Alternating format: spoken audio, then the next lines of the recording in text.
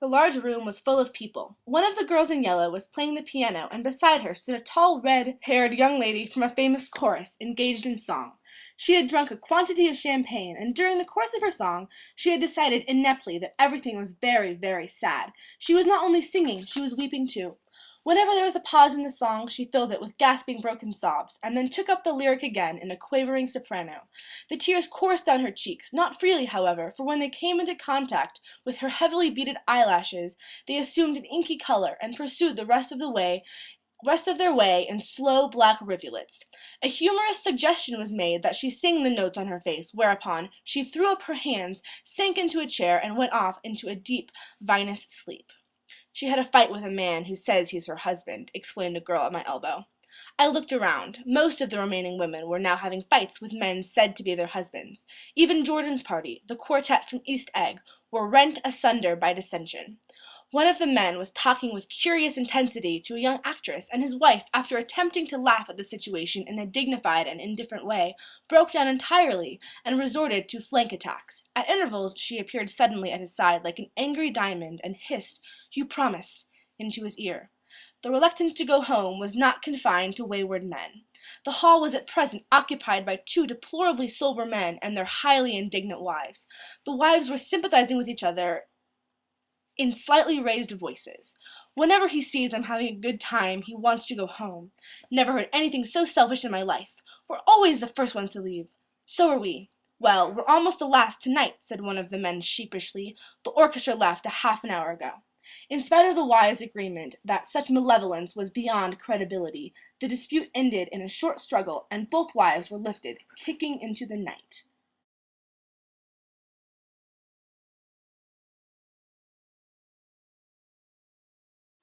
This is Nick's first experience at one of Jay Gatsby's notorious house parties. At this point in the party, the illegal drunkenness has reached its peak and the party is beginning to wind down. Fitz describes the scene as a large room full of people, in a fairly bland way. This simple language is a trend throughout the passage that emphasizes the shallowness of all the party-goers and how the drunken leisure creates a social atmosphere that skims the surface of potential relationships. Adding to the color motif that Fitz uses to embellish the novel are the girl in yellow and the red-haired lady. This gives a visual dimension to the whole novel, especially the party chapters. The detail that the red-haired singer is from a famous chorus and that she has had a quantity of champagne highlights the bold leisure Fitz is portraying, and the 20s showing that the company Nick keeps is breaking the 18th Amendment with class. Fitz describes the singer's decision that everything was very, very sad, more simple language, as inept, emphasizing that emotion, the weeping in this passage, was due completely to drunkenness. This is a small-scale example of what Fitz is communicating about the depth of human involvement in this society, that there is none. Word choice reveals his message that, drunk off leisure, the people of this novel and time period only make feeble and temporary connections. In order to bring the vividness of this scene to the reader, perhaps further emphasizing the hustle and bustle nature of Gatsby's 20s parties, Fitz employs cacophony-like sound imagery in the phrases gasping, broken sobs, and quivering soprano. He follows that with visual imagery, describing her tear-stained face by providing a close-up image of her heavily beaded eyelashes and inky black rivulets. Fitz is implying that all her emotions are essentially covered up, say, by a mask. The mask is an integral theme in The Great Gatsby, symbolizing the lack of humanity and legitimacy that surrounds an aspect of the culture. The red-haired singer's face is covered in glamorous makeup, which is ruined by her show of emotion, symbolizing that the luxury and leisure of the age act as a cover for any raw human experience, and that any genuine emotional investment destroys the illusion.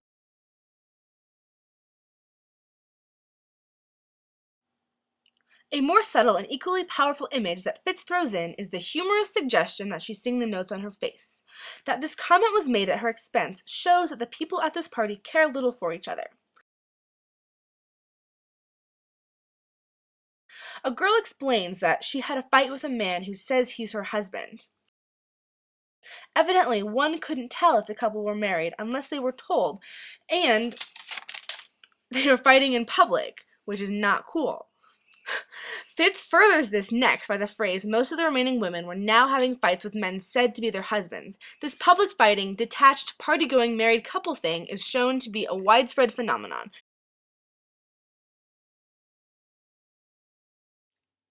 This next line by our friend Fitzy is an absolutely genius use of both consonants of the S sound to draw attention to the line, and intellectual diction to ironically contrast with the simplicity of the mental functions of those at the party. Rent asunder by dissension means torn apart by disagreement, which is the epitome of our theme. Woe Fitz.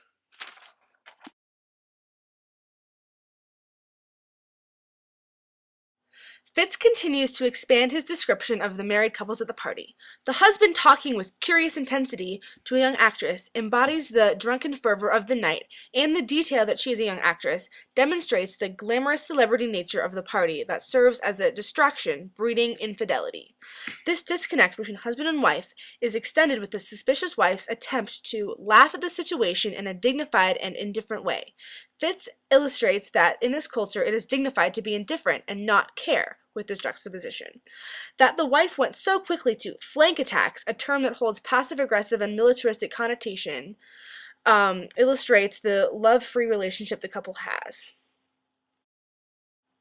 Fitz personifies the wife as an angry diamond, a shiny and hard description that seems to illustrate the beauty on the outside of the social world of Gatsby and the deep unhappiness the people of the story keep. Their unhappiness is emphasized by her hiss, a verb with a snake-like and malicious connotation. Truly, this is no way to be married. In another woe Fitz moment, the ending of the party is described with, the reluctance to go home was not confined to wayward men. The people put the social nature of the party high above morality, which is communicated with the word wayward. Fitz describes a scene of two couples fighting amongst each other. He describes the men as deplorably sober, ironically and somewhat sarcastically showing that being sober is not cool at all at these parties. His parallel structure and juxtaposition of deplorably sober and highly indignant furthers the disconnect between the couples. Fitz misleads the reader to think that the wives sympathizing with each other would become a valuable relationship, but he follows this comment immediately with the detail that they are speaking in slightly raised voices, highlighting the drunkenness and selfishness. The dialogue, "We are always the first ones to leave, so are we," furthers the disconnect one-uppity vibe. It makes it all the more superficial that they are so angry and fighting about leaving a party after 2 a.m. The husband who says sheepishly that they are almost the last ones to leave is Fitz's way to showcase all the people are sheep. Fitzgerald employs a sarcastic tone with the phrase, "Such malevolence was beyond credibility." The citing of the sheepish comment of the husband as malevolent is a hyperbolic exaggeration, both emphasizing the drunkenness of the women and frivolity of the situation for which they are lifted kicking into the night. The image evoked is so ridiculous that it draws a ridiculous amount of attention to the ridiculousness of the party and relationships within. There are many examples of our theme in The Great Gatsby. On page 41, Myrtle buys his dog off the street on a whim. She and Tom take it back to their apartment where they're having a party. They promptly forget about it, leaving it to starve in the corner and suffocate smoke from their cigars. Then Tom and Myrtle leave Nick alone drunk to have passionate sex. Tom gets mad at Myrtle, and he breaks her nose. Another example comes on pages 65 to 68. Nick lists 3 pages of guests that have attended Gatsby's parties. People who came in and out of each other's lives. He doesn't know much more about each one than a piece or two of gossip. On page 122, Daisy, at the short point in the novel where she actually loves Gatsby, kisses him in a very weird scene in front of Jordan and Nick. This entire scene is really gross. Daisy's daughter, from her real husband, toddles into the room. Daisy fawns over her for a second, asking her if she thinks Mama's friends are pretty, and then calls for the nurse to carry her off. Weird, no? On page 127, Gatsby finally comes to a revelation about Daisy. Daisy's voice is alluring, mentioned many times in the book. Her voice is full of money, Gatsby finally decides. People want Daisy, Fitz alludes, because she is the golden girl, the princess, drawing people to her because she represents what everybody wants. And finally, on page 39, Myrtle Wilson, talking to her friends, is bashing her husband for borrowing a suit for their wedding. "I thought he knew something about breeding," she says, "but he isn't fit to lick my shoe." The bar closes and you feel like falling down. I'll carry you home tonight.